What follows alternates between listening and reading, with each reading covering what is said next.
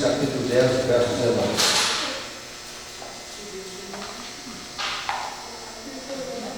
Hebreus,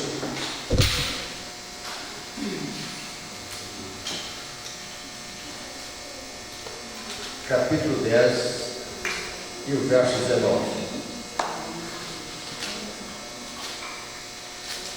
Tendo, pois, irmãos, intrepidez para entrar no Santo dos Santos, pelo sangue de Jesus, pelo novo e vivo caminho que Ele nos consagrou pelo véu, isto é, pela sua carne, e tendo grande sacerdote sobre a casa de Deus, aproximemo-nos com sincero coração, em plena certeza de fé, tendo o coração purificado de má consciência e lavado o corpo com água pura.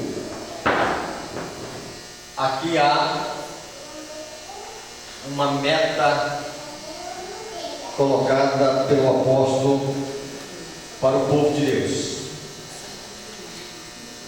E a proposta aqui é entrar no Santo dos Santos.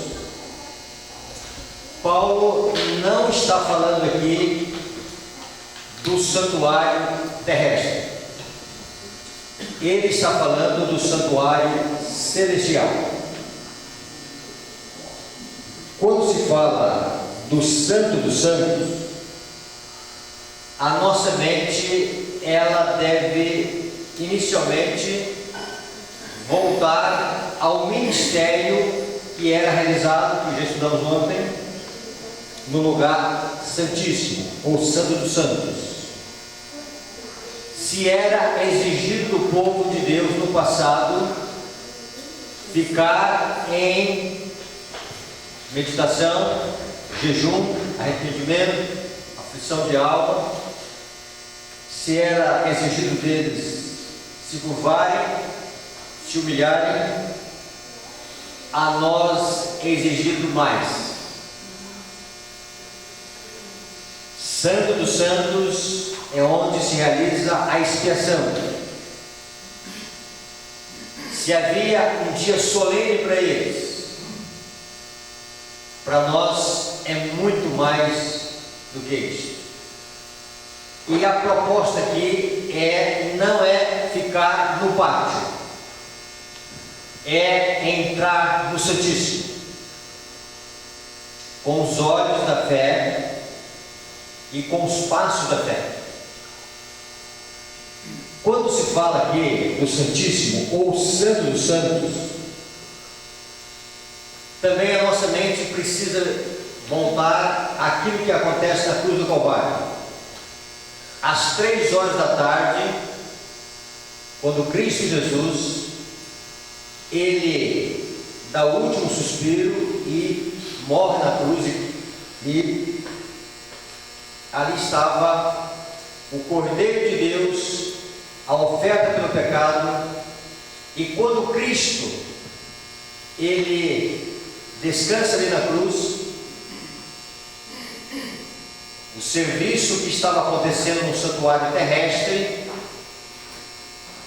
diz que uma mão veio e o véu que fazia a separação entre o lugar santo e santíssimo rasgou de alto para baixo, significando que aquele local onde o sumo sacerdote, somente ele, podia uma vez por ano adentrar aquele recinto, agora estava aberto a todos.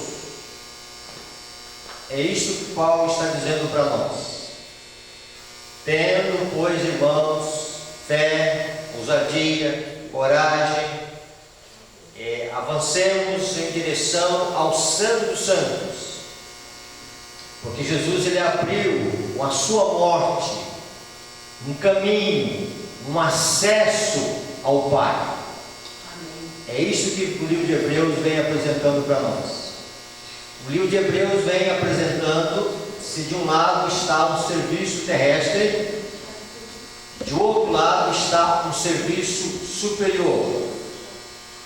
Então, nós precisamos adentrar cada vez mais o lugar santíssimo.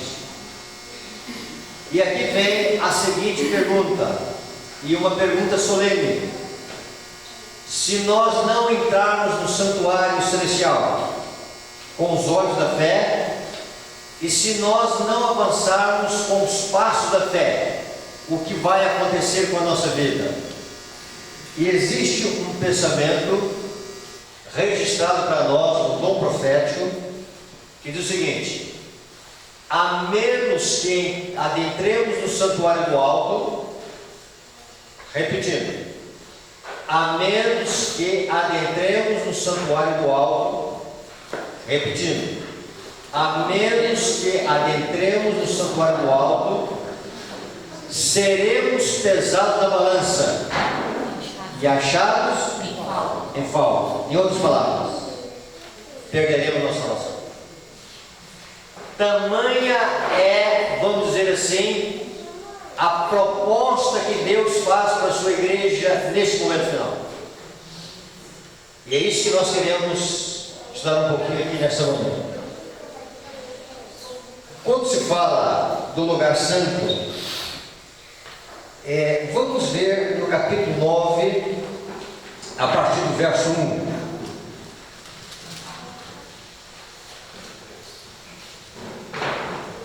Ora, a primeira aliança também tinha preceito e serviço sagrado e o seu santuário terrestre.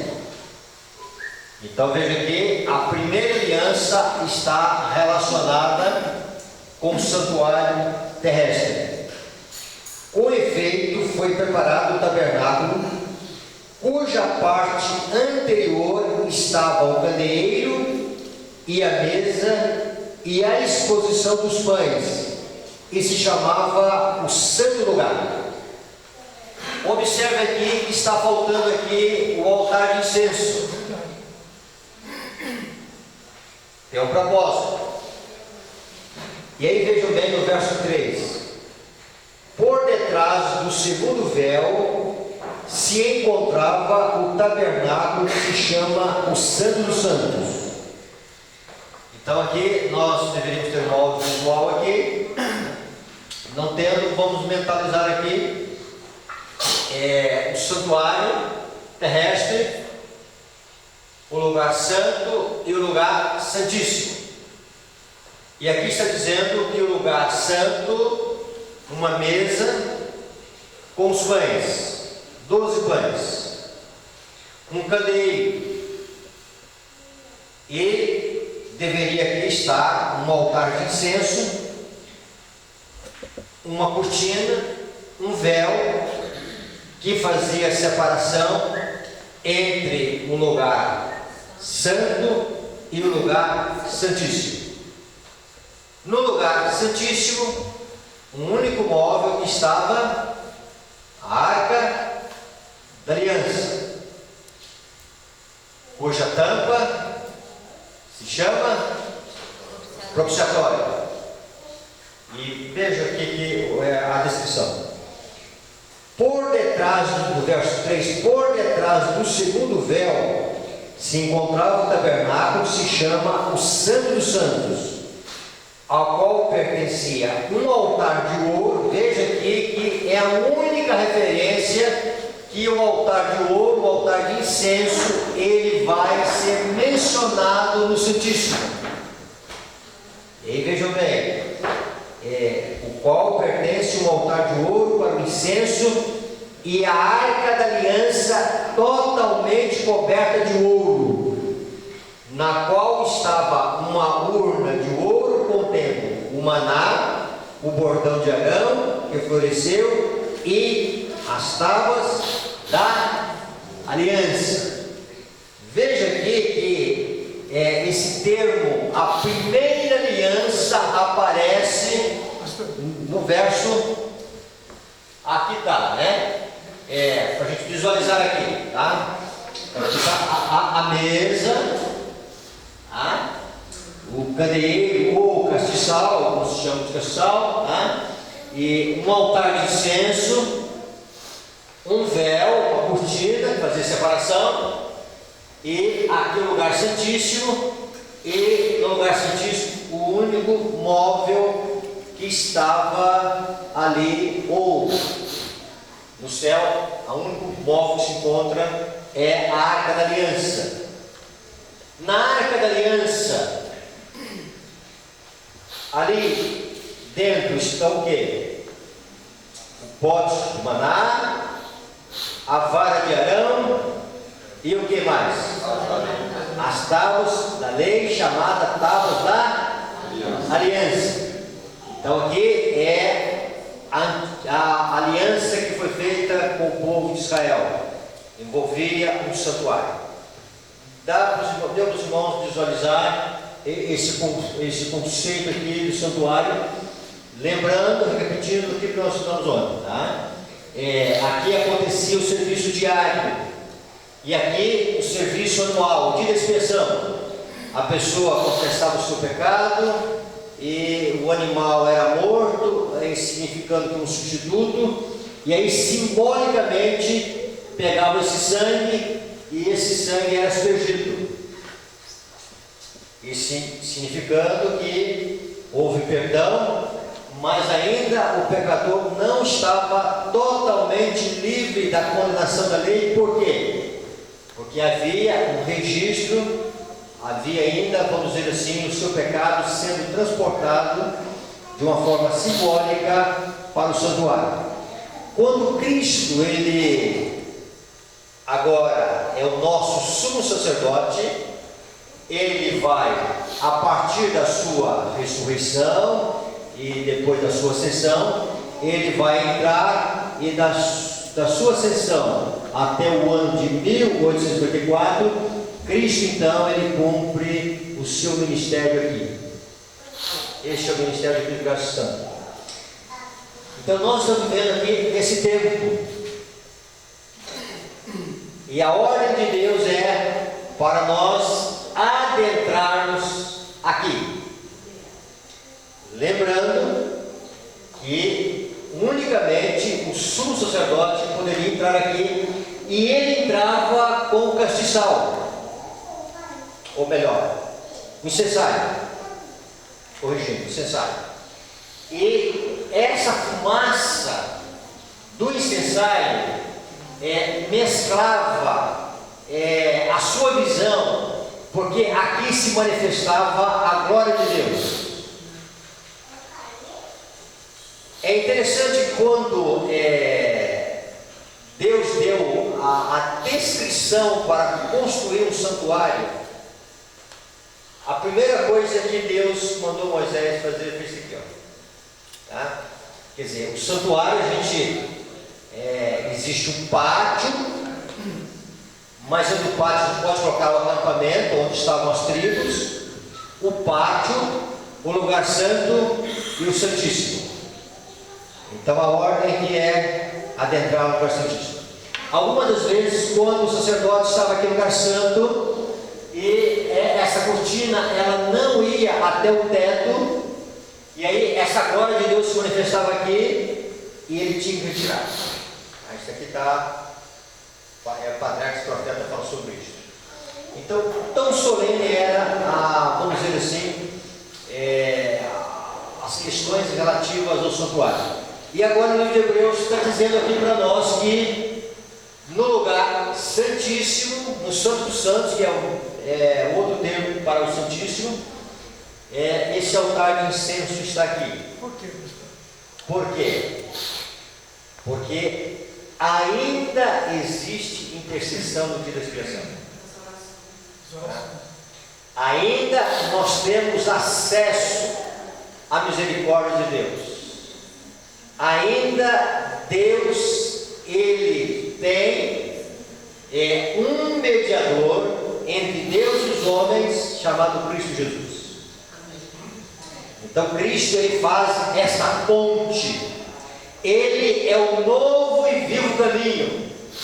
Então nós entramos pela fé e adentramos o lugar santíssimo por causa Cristo, pela excelência de Cristo, pelo sacrifício de Cristo. E o santuário, ele tem um sentido muito especial para nós. E aqui vamos abrir alguns parênteses aqui. Tá? Uma das coisas que nós precisamos conhecer é o ministério de Cristo no lugar santíssimo, a obra que ele está fazendo ali. E vocês já ouviram aqui, mas não custa a gente repetir. Nós devemos compreender de uma forma cabal esse ministério. E ela diz ali no grande conflito que é impossível exercer fé nesse tempo se nós não compreendermos o ministério de Cristo aqui. Isso para mim, irmãos, é muito. E ela diz também que nós não podemos assumir a posição que Deus quer que nós possamos assumir se nós não entendermos aquilo. E dentro da proposta de Paulo, já que Paulo escreveu no livro de Hebreus, a questão nossa não é ficar no pátio como o povo ficava na dispersão, esperando o sumo sacerdote entrar, fazer a expiação, aspergir o sangue de um bode pela oferta do pecado e sair. Quando ele saía, havia campainhas em suas vestes, e quando as campainhas, vamos fazer o barulho aqui de campainha, né? Né? E aí quando as campainhas saíam, aí o que acontecia? O povo podia fazer assim. Era um dia de intensidade mental. Havia existe um assunto aqui que nós iríamos falar hoje, eu não vou falar, porque eu vou estudar um pouquinho mais. Ontem eu comecei a ver as perguntas, tem que aprofundar um pouquinho mais nesse assunto, né? De tão importante que ele é. O afligir a alma, tá? Afligir a alma significa trazer sofrimento para si mesmo. Literalmente quer dizer isso. É criar uma aflição para si. E é uma coisa que nós não queremos, né? Ninguém quer sofrer. Mas uma hora vamos estudar sobre isso, tá? O afligir a alma. O que seria esse afligir a alma? Então, veja bem, mas vamos entrar aqui, vamos ficar com essa proposta aqui de entrar no Santo dos Santos. Então, se esse altar está aqui, é porque nós temos ainda um mediador e um intercessor. Mediador é aquele que faz a união entre duas partes que estão em inimizade. Ele entra como mediador. E Cristo é o único mediador, por quê? É o único capaz. Por causa de que é o único ser no universo que possui duas naturezas. Uma humana e a outra divina. Com um braço, ele busca a humanidade. Com o outro braço, ele liga a Deus. E assim é feito, vamos dizer assim, né? A ponte. Então Cristo é o verdadeiro sumo pontífice, tá? Entre essas duas partes. O único, né? E o único. E Cristo também é o intercessor. Nessa intercessão de Cristo, ele vai apresentar ao Pai, vai rogar ao Pai o perdão para os seus filhos. Então junta-se o clamor do penitente, do arrependido, do coração contrito, clamando misericórdia a Deus, e Cristo junta esse clamor, e esse clamor então chega até o Pai, e o Pai ouve o clamor do Filho. Amém. Amém? Amém. Glória a Deus. E amém. Então veja bem, se nós pedimos para Deus o seguinte: Senhor, eu preciso de um emprego melhor, eu preciso de um bem material, eu preciso que o Senhor resolva alguma coisa para mim. Deus vai lidar conosco dentro da providência que Ele vai julgar ser melhor.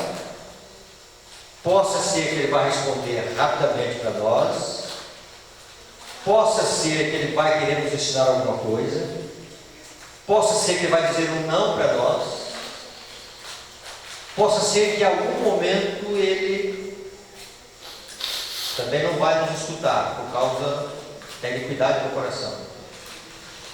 Mas tem uma coisa que Deus quer fazer assim no estalo, é perdoar pecados.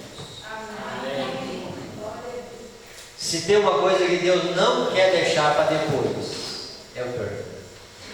Não escapar dos olhos de Deus é um coração contrito, arrependido. Amém. Queridos irmãos, nós temos um Pai amoroso. Amém. Já que nós estamos no estudo aqui, não é um sermão, mas vamos voltar depois, né? Existem algumas tendências, e uma delas, um dia deste, alguém me disse que a gente deve pedir diretamente ao Espírito Santo. Outros dizem que deve pedir diretamente a Cristo. Então Jesus deixou um modelo para nós. Nós pedimos ao Pai, por causa dos méritos exclusivos. E a oração genuína, ela é ensinada pelo Espírito Santo. O Espírito Santo não ora por nós, mas ele nos ensina a orar. Então ele coloca o desejo no nosso coração, nós aceitamos a sugestão dele, e aí, então ele é o intercessor no coração, para extrair do nosso coração arrependimento. Nós não podemos arrepender por nós mesmos, nós não temos esta possibilidade. O arrependimento vamos dizer assim, é uma reação humana, tristeza do pecado, mas é fruto da operação do Espírito Santo na mente. Quão importante é nós termos o Espírito Santo como uma pessoa trabalhando em nossa mente, levando-nos ao arrependimento. E aí vejam bem, e o Espírito Santo então vamos dizer assim, extrai nosso coração, ajuda-nos para que nós possamos colocar essa oração diante do Pai pela intercessão do Filho, em nome de Jesus. Nós não precisamos inventar muito, nós devemos continuar orando. Pai nosso que está nos céus, tá? E aí, pelo poder do Espírito Santo, nos ajude para que a nossa prece seja correta. Mas em nome de Jesus, ou pela intercessão de Cristo, pelos méritos de Cristo, nós estamos clamando, nós estamos pedindo ao Senhor. É assim que nós aprendemos e é assim que nós devemos continuar fazendo ao longo da nossa vida cristã. Tá? Dentro disso aqui, irmãos, vamos voltar. Então, isso aqui é a primeira aliança, apontando para a aliança que acontece no céu. Vamos continuar lendo o livro de Hebreus. Tem essa visão? Verso 11, mesmo capítulo 9. Quando, porém, veio Cristo como nosso sumo sacerdote dos bens realizados, mediante o maior e mais perfeito tabernáculo, não feito por mãos, quer dizer, não dessa criação. Paulo agora diz o seguinte, irmãos, lá no passado havia um santuário terrestre construído por mãos humanas, mas existe um tabernáculo mais perfeito ainda. Paulo usa muitas expressões de Hebreus: superior, acima. Tá? Vamos ver o que ele continua dizendo para nós. Ele diz aqui o seguinte: não por meio de sangue de bodes e de bezerros, mas pelo seu próprio sangue, entrou no Santo dos Santos uma vez por todas, tendo obtido eterna redenção. Então Cristo, irmãos, Ele agora é o novo e vivo caminho em direção ao Pai, em direção ao Santíssimo. E é por isso que Paulo está dizendo para nós: tendo, pois, irmãos, de intrepidez, avancemos, entremos com os olhos da fé, com os passos da fé, para o Santo dos Santos, pelo novo e vivo caminho, não o caminho agora de sangue de bodes, mas o sangue de Jesus que morreu na cruz do Calvário por nós. E o santuário, ele, olha essa expressão do dom profético das outras nações, ele imortaliza o Calvário. O mundo evangélico parou na cruz, e nós estamos dizendo o seguinte para o mundo: não, a intercessão, a expiação não ficou só na cruz. Então o santuário aponta a eficácia da cruz e que a cruz ainda tem sentido. Então o santuário, a cruz do Calvário, é uma realidade presente. Abrindo outro parênteses aqui. No passado, quando alguém combatia a igreja adventista, ele combatia da seguinte maneira: olha, vocês são legalistas, vocês guardam a lei de Deus, vocês seguem a lei de Moisés. Vocês ouviram essas histórias, né? Hoje, em algum momento, franqueado a todos, no mundo da internet, existe alguns que estão estudando o grande conflito, estão estudando o santuário para combater o conflito. Não fala sobre isso, eles iriam combater. E uma das coisas que mais vai assolar o povo de Deus nos últimos dias vai ser a doutrina do santuário. Tira-se a doutrina do santuário, as verdades distintivas que nós temos. Aonde nós temos verdades distintivas? Quer ver? Dentro da árvore. O que está ali? A lei vigente. Os 10 mandamentos. As cópias originais. Estão ali. Então nós temos uma base bíblica para dizer que a lei de Deus permanece, mas nós temos outra coisa a mais, irmãos. Nós temos referência dentro da Bíblia para contar para nós, Apocalipse 11, 19, que essa lei permanece no céu. Isso é maravilhoso. Tá? Aonde nós temos a crença que difere do mundo em relação aos mortos, nós temos um juízo investigativo, tá? E após o juízo investigativo que vai haver a ressurreição dos mortos. O que o mundo evangélico fala? Não,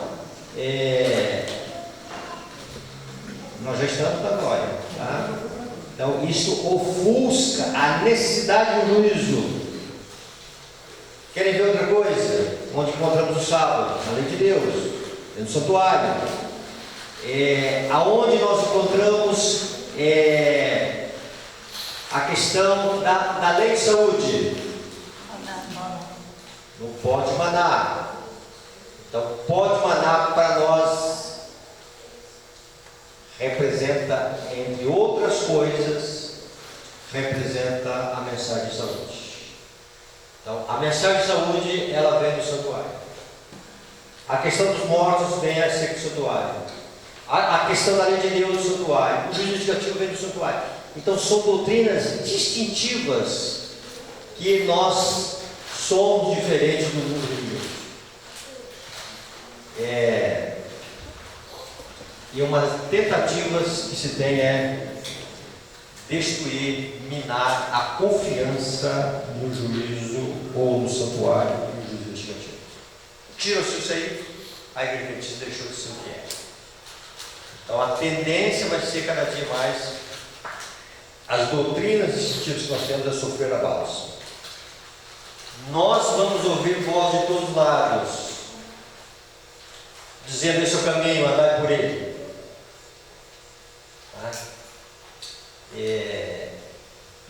Se nós não tivermos segurança bíblica, e aqui deixa fazer um apelo para cada um de nós,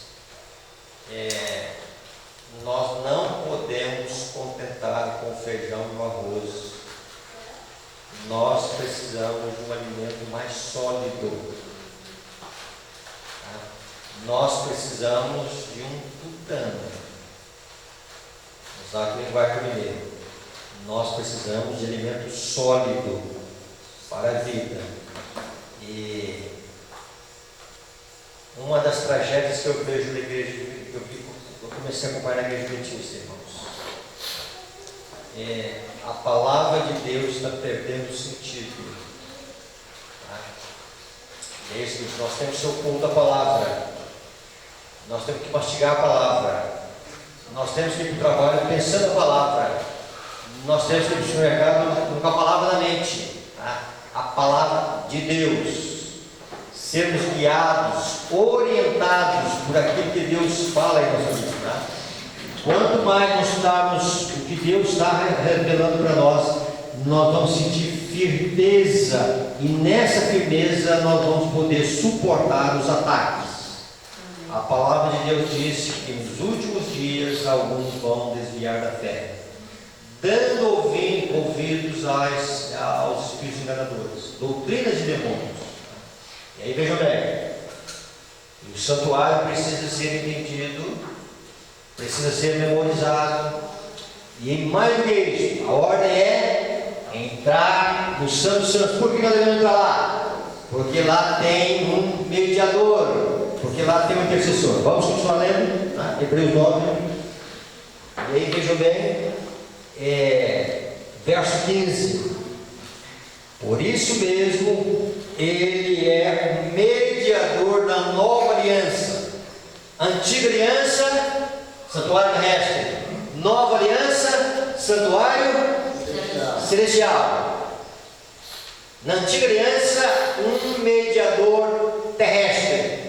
O sumo sacerdote, ele representava a Deus e representava o povo, mas era mortal. E aí Paulo dizendo: olha, lá nós temos o seguinte, tudo isso aponta para o ministério de Cristo no Santíssimo, o mediador da nova aliança. Amém. E aí veja o que nós temos aqui, irmãos. E vamos continuar lendo. Dentro desse aspecto, irmãos, verso 24: porque Cristo não entrou em santuário feito por mãos, figura do verdadeiro, porém no mesmo céu, para comparecer agora por nós diante de Deus.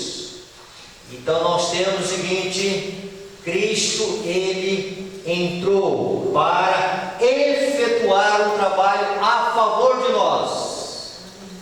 Todo o ministério, todo esse tempo, irmãos, podemos colocar dentro da cruz, mas vamos colocar aqui essa ênfase aqui, tá? Ou podemos colocar antes da cruz, antes da fundação desse mundo, tá? Mas vamos colocar essa ênfase aqui. Cristo está lá fazendo uma obra ao nosso favor. Amém. E amém? E amém? Amém. Amém. E aqui, olha que coisa interessante aqui, irmãos. Agora o que Deus pretende com o seu povo, tá? Vamos no verso 15. E disto nos dá testemunho, disto nos dá também testemunho do Espírito Santo, porquanto, após ter dito: esta é a aliança que farei com eles. Então guarde isso aqui. Então nós temos um santuário da nova aliança, nós temos um mediador da nova nova aliança, nós temos as tábuas da lei de Deus, da aliança, nós temos o tabernáculo da aliança. E aí, qual que é a proposta de Deus? Esta é a aliança que farei com eles depois daqueles dias. Diz o Senhor: porei no seu coração as minhas leis, e sobre a sua mente as escreverei. Então a proposta de Deus é o seguinte: que esta lei que está aqui em tábuas de pedra, que ela esteja onde? Aonde? Na mente e no coração. Estão lembrados? Já falamos um pouquinho sobre isso. O que significa mente na palavra de Deus? Coração. Por que mente e coração? Estão separando mente e coração. É um só. Quando tem essa separação, aí quer dizer o seguinte: no intelecto, na mente e no coração, no santuário da alma, ou de onde procede a saída da vida. Então vamos lá, o pensamento ele brota de onde? Do coração. Então quando a palavra agora quer dizer coração, está dizendo o seguinte: de onde sai a mina? Vamos colocar uma mina d'água aqui, tá? Então a mina, ela tem ali uma origem. De onde sai? Sai do coração. Aí a Ana Maria colocou os pensamentos, né? Se os pensamentos procedem do coração, e procedem todos eles, aí o que diz? A graça de Deus, ela tem que ir mais profundo.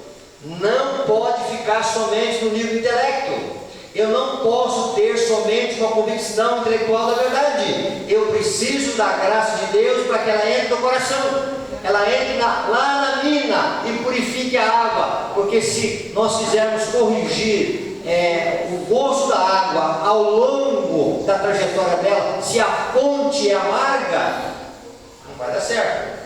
Então Deus quer ir na fonte, lá na origem. Então quando está falando o seguinte, que mente e coração, está dizendo lá no intelecto, e está dizendo o seguinte: mais do que isto, no coração, onde estão lá, vamos dizer assim, a origem dos nossos pensamentos e sentimentos. Então se a graça de Deus atua lá no coração, vai fazer o quê? Vai brotar o quê? Bons pensamentos. E se os pensamentos são bons, bons são os sentimentos. E as ações? Pastor, e as ações? As ações vão refletir esses pensamentos e sentimentos. Percebe que Jesus em um momento vai dizer que a lei de Deus ela abrange esses pensamentos e sentimentos. E ele vai dizer: vocês estão dizendo que adultério é pecado? Sim, adultério é pecado, mas é muito mais que isso. Se acontece no nível do pensamento, já é adultério. Se você tem uma expressão de ira, de desprezo do seu semelhante, já é homicídio. Se você odeia, já é homicídio. Só no sentimento. Então o que a graça de Deus tem que dizer? A lei de Deus tem que ser colocada dentro. Porém, ação divina. Vamos falar um pouquinho disso aqui depois no outro tempo, tá? Então, já bem, qual que é a proposta de Deus? Colocar a lei de Deus na mente e no coração. E aí, quando Deus colocar essa lei na mente e no coração, Deus vai olhar dos altos céus e dizer assim: o trabalho na alma terminou. Colocar a lei de Deus na mente e no coração é restaurar a imagem de Deus. Por quê? Porque a lei de Deus ela é um reflexo do caráter de Deus. Deus pensa, Deus manifesta o seu pensamento através dessas duas tábuas da lei de Deus. Tá? Quando você olhar os 10 mandamentos, ali está o pensamento de Deus. E ali está o caráter de Deus. Porque o pensamento de Deus é bom. Por isso a lei de Deus é santa, justa e boa. Por isso estamos dizendo que a lei do Senhor é perfeita e restaura a alma. Por isso estão vendo que existe conflito aí no mundo tentando abalar a lei de Deus, tá? O conflito é entre Deus e o inimigo, não é entre adventistas ou adventistas. E aí veja bem, e a lei de Deus está nesse centro, tá? Porque ela reflete a palavra de Deus. E a proposta de Deus é colocar esta lei na nossa mente e no nosso coração. Vamos abranger outro aspecto da aliança. E veja bem no verso 17: acrescenta, mais do que colocar a lei na mente e no coração, também de nenhum modo me lembrarei dos seus pecados e das suas iniquidades para sempre. Ora, onde há remissão desses, já não há oferta do pecado. Então, o que Paulo está dizendo? Irmãos, tá? Deus tem... O capítulo que o senhor está lendo, está perdido aqui, ó. Hebreus 10, 10, 17, ok. 10, 17, tá? Tá, ok? Conseguiram alcançar aí? Então, veja bem. Então, a proposta de Deus é colocar essa lei, e a proposta de Deus é, vamos dizer o seguinte, esquecer dos nossos pecados. E essa palavra remissão quer dizer expurgar, lançar fora. Deus quer lançar fora do santuário os nossos pecados. E o dia da expiação faz isso, tá? Então veja bem. Vamos entender aqui uma coisa chamada aliança. Esta nova aliança é chamada de nova, mas é a aliança que Deus sempre teve com a humanidade. Essa aliança, ela foi estabelecida, podemos dizer, antes do pecado. O pecado, a proposta de Deus, nunca a graça esteve ausente no pensamento de Deus. Se tornou necessária a aliança após a queda, mas essa aliança somente foi confirmada, efetivada, ratificada aonde? Na cruz.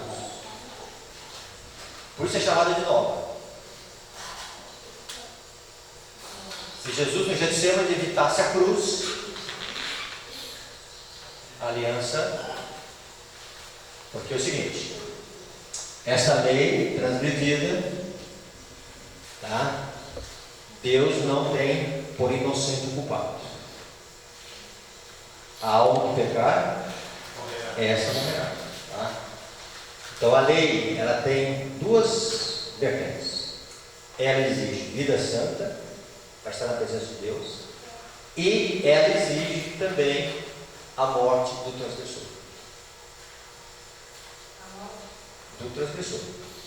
O que Cristo faz? Ele assume a nossa culpa e a vida perfeita ele a tem. Então ele é o Cordeiro de Deus, o Cordeiro sem mancha, sem pecado. Por isso Paulo no livro de Hebreus, capítulo 4, vai dizer que é o sumo sacerdote sem pecado. O único ser que pode dizer que é sem pecado é Cristo. Amém. E aí vejam bem. Então a proposta da nova aliança é, vamos dizer, a lei na mente e no coração. E Deus expurgar os nossos pecados, não lembrar mais deles. Esta aliança, irmãos, ela se tornou acessível a todos após a queda. Mas existe um termo que é registrado no Espírito de Cia, que nós vamos memorizar bem esse termo. Diz que Deus quer um cumprimento total dessa aliança.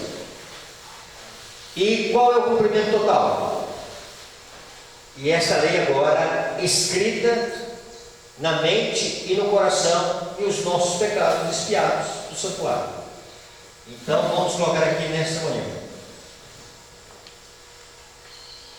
Nós cremos que o cumprimento total da nova aliança vai acontecer com os vivos que estarão no momento final da intercessão e expiação de Cristo, ou aqueles que passarão em juízo vivos.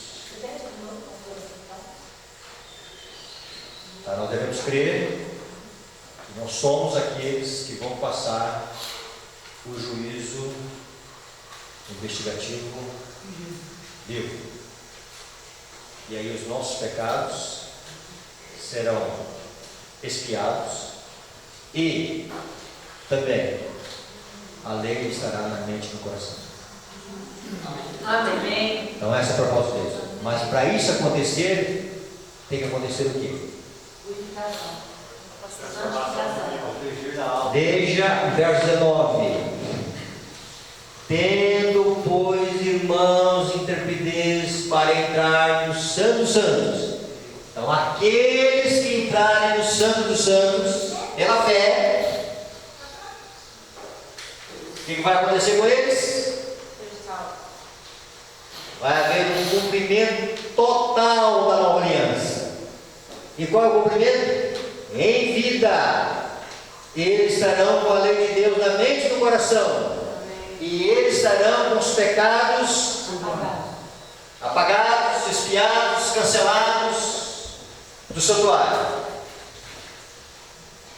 Então Deus terá um povo aqui na terra, nesse momento final, e lá em cima, no relatório de obras más, vai estar tudo em branco. Amém. Tudo em branco. Pastor, essa é a verdadeira santificação. Né? Essa é a verdadeira santificação que Deus quer. Pastor, Vamos chegar lá. Depois eu vou dar oportunidade. Tá, é por isso que Jesus falou em João 15:5, estejam em mim, porque eles estão lá no santuário, não devem estar lá dentro com ele. Isso tem sentido, tá? Isso pra gente. Vamos entendendo isso aqui, irmãos. Nós já vimos esse aspecto aqui, qual é a proposta de Deus. Agora vamos ver o seguinte, uma outra coisa que nós precisamos entender é dentro do Santíssimo. O que Deus mais queria que o seu povo olhasse dentro do Santíssimo. Olhasse assim, da importância com os olhos da fé, mesmo no passado, que ali estava o quê? A manifestação da glória de Deus. Então, a glória de Deus, ela tem que ser o atrativo para nós. Então, vamos lá. Reforma.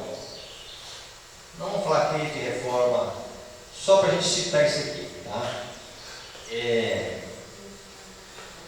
O que é reforma de saúde? Tempo dizendo de saúde. Atualmente, então, os hábitos. Mas o que é a proposta de Deus? Nós vamos ter mudança por causa da glória de Deus. A motivação é a glória de Deus. Se a motivação não for a glória de Deus,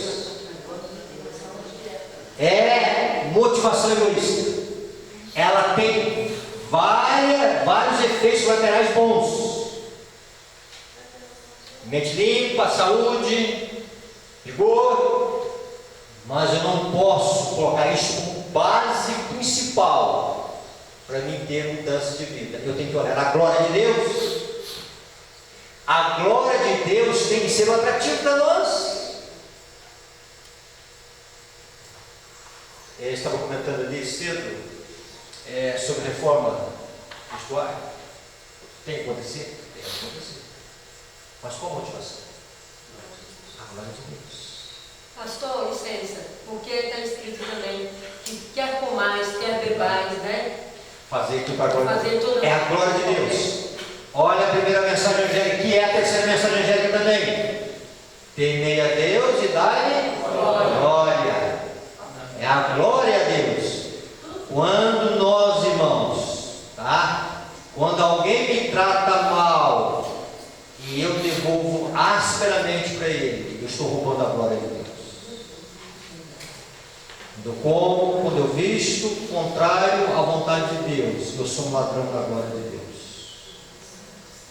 Então tudo é a glória de Deus, irmãos. Deus tem que ser glorificado. Por isso Jesus dizendo, tudo que pedirdes ao Pai, tudo que clamardes, e a fim de que o Pai seja glorificado no Filho, vai ser concedido. Tudo. Por isso Deus quer dar o Espírito Santo, e o Espírito Santo vem para glorificar a Deus. Ele glorifica o Filho, Ele me glorificará. E quando o Espírito Santo glorifica Cristo, o Pai é glorificado. E quando o Pai é glorificado, Deus é glorificado. Por isso que o Espírito Santo é importante dentro dessa questão. Então nós precisamos entrar no santuário porque ali está a glória de Deus. Existe um texto que nós já falamos sobre ele e precisamos estudar esse texto. Essa glória de Deus. Essa glória de Deus no Antigo Testamento, ela é, vamos dizer assim, comparada em algum momento, pode dizer que essa glória é como fogo consumidor. Mas em 2 Coríntios 4, vem apresentando essa glória de Deus dentro de uma ênfase, irmãos, que nós precisamos estudar, almejar cada dia mais. Então, 2 Coríntios capítulo 4,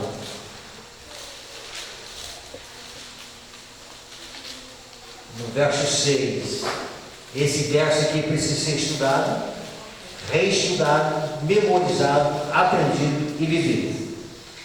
Porque Deus que disse, das trevas resplandecerá a luz, Ele mesmo resplandeceu em nosso coração, para a iluminação do conhecimento da glória de Deus, aonde?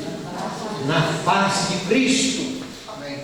Então o que tem ali no Santíssimo, do Santuário Celestial? A pessoa de Jesus. E o que tem de belo, o que nós devemos concentrar na pessoa de Cristo? A sua face, o seu rosto. Porque o rosto de Cristo? Porque ali está o brilho do quê? Da glória de Deus, da glória do Pai. Que a glória do Pai é a glória do Filho. E esse brilho, irmãos, que tem o rosto de Cristo, vai ser o maior atrativo da eternidade.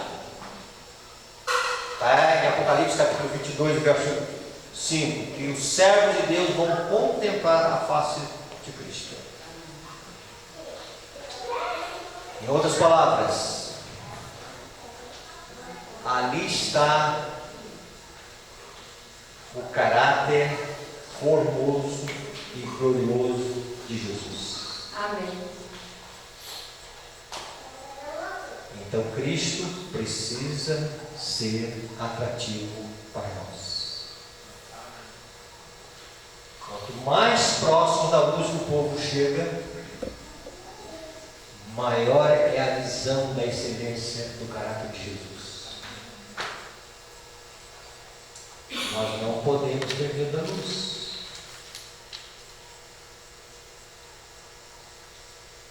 A mensagem do terceiro ano, segundo o Espírito Profecia, está cada vez mais levando o povo para o alto.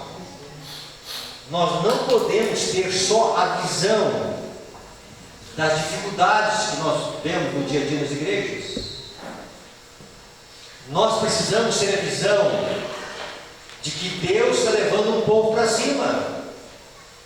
Amém. Dentro da igreja. Deus está levando um povo que está sentindo a atração pelo alto. Deus está levando um povo que está perdendo interesse nesse mundo. Deus está levando um povo que está arrumando as malas. Amém.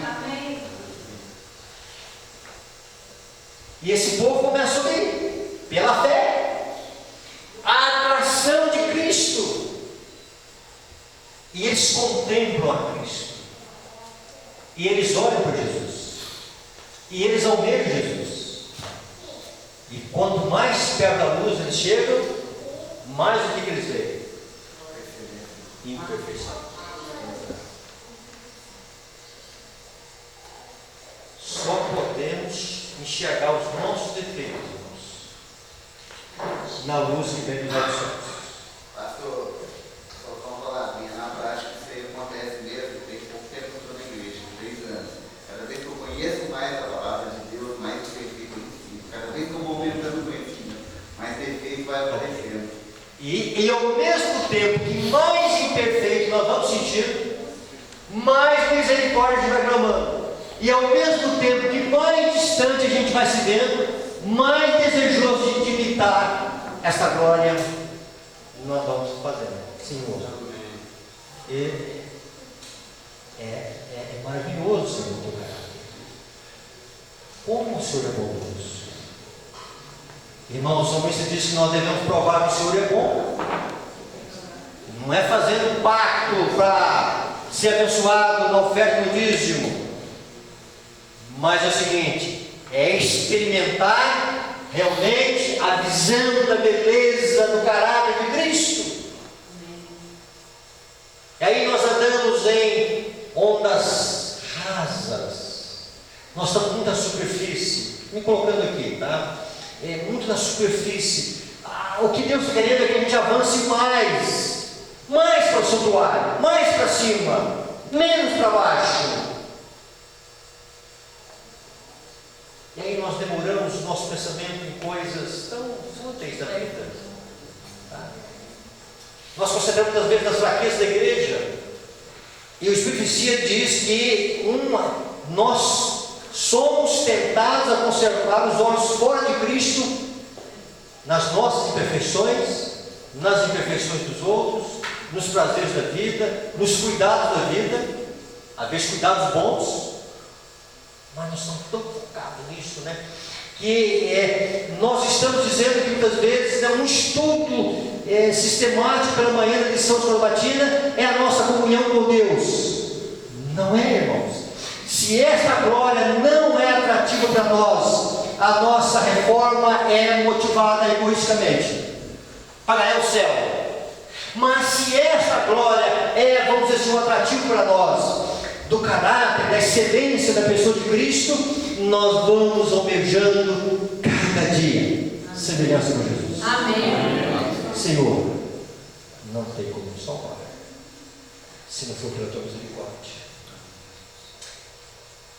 Irmãos, o Salmo 73, o salmista, ele vai olhar os ímpios e ele vai dizer: olha, eu estou esperando, eu estou servindo a Deus, lutando, estou aqui, né? A coisa não dá boa para mim. Olha lá como é que eles têm paz, vivem bem. E se incomodava o salmista. E ele diz que isso incomodava até onde? Até que ele entrou no santuário. Salmo 33. 73. 73. Até que ele entrou no santuário. Isaías, irmãos, um profeta de Deus, uma mensagem de Deus. Aí Isaías é o seguinte: ele foi chamado jovem,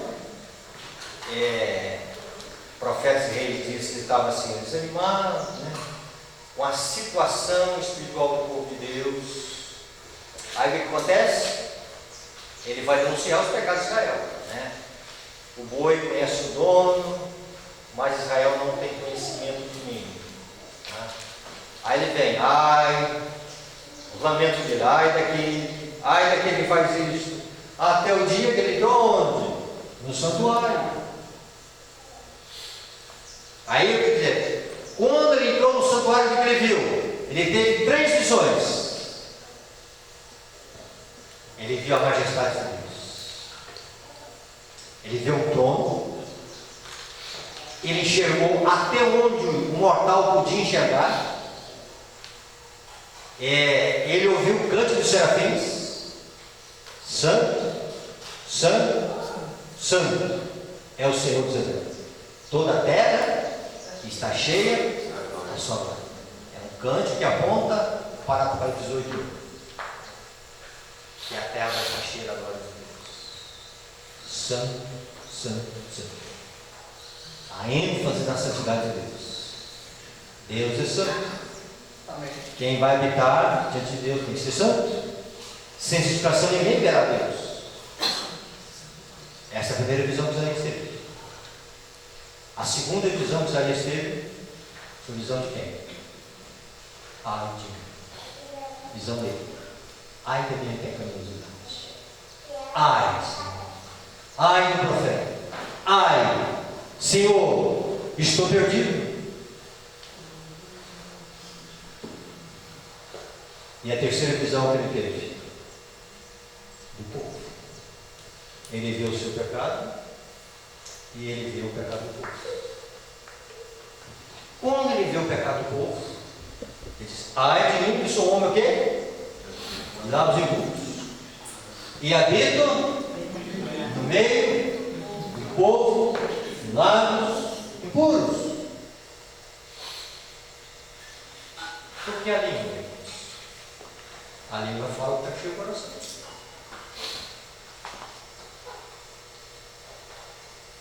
Vida cristã é radicalismo.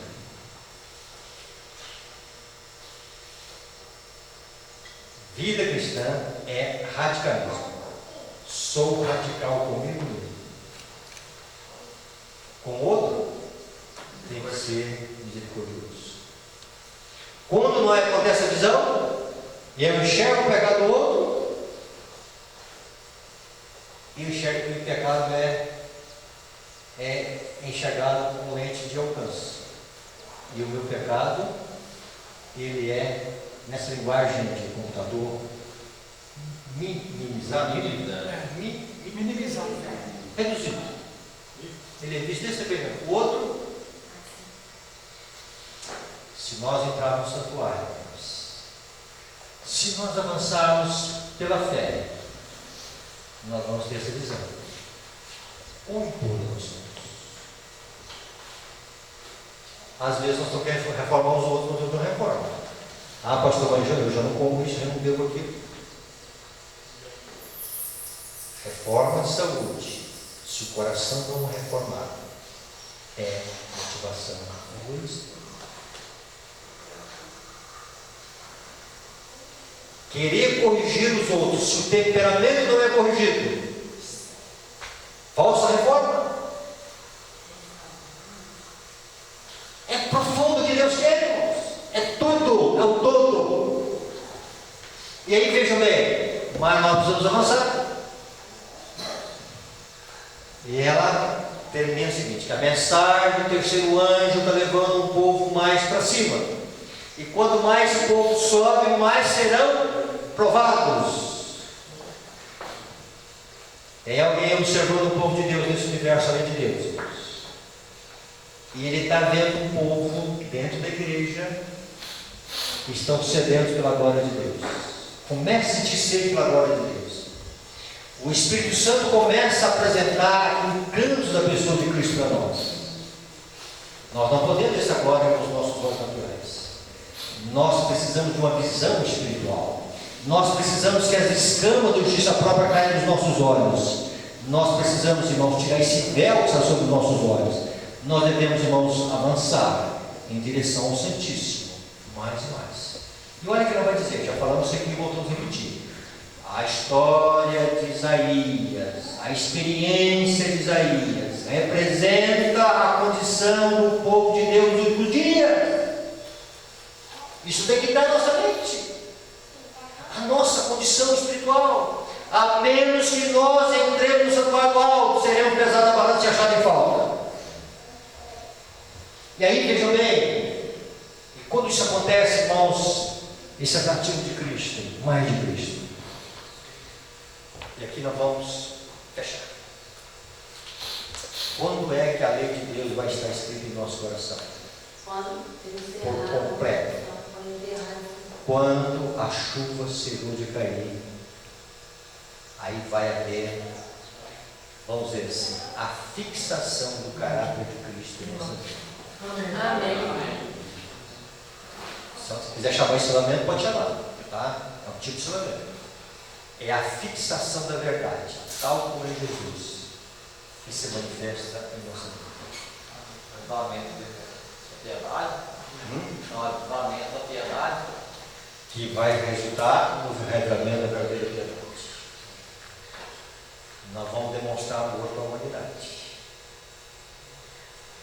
Tá? Hoje o nosso amor é: eu me escabelo para minhas filhas, e o outro lado, tchau, tchau.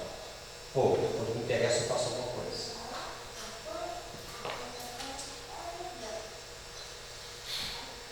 Quando o amor de Deus estiver em nosso coração, a oração de Caim não vai estar dos nossos lábios. Qual é a oração de Caim?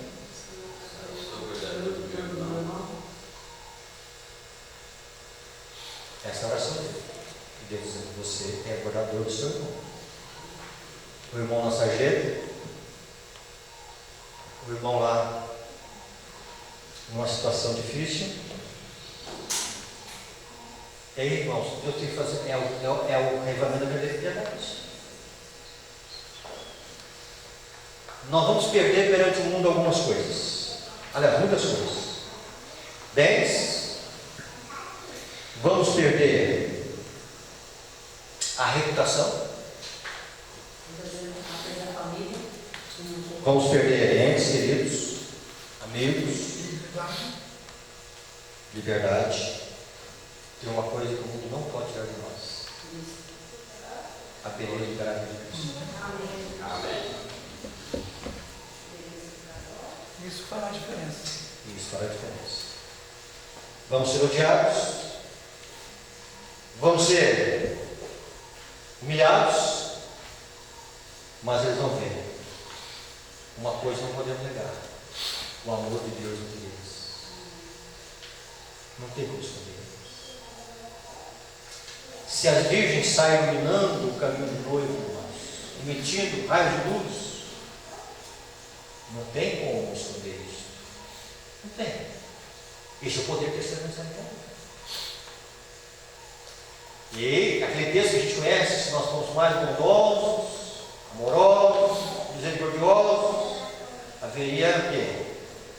Quantas conversões? 100.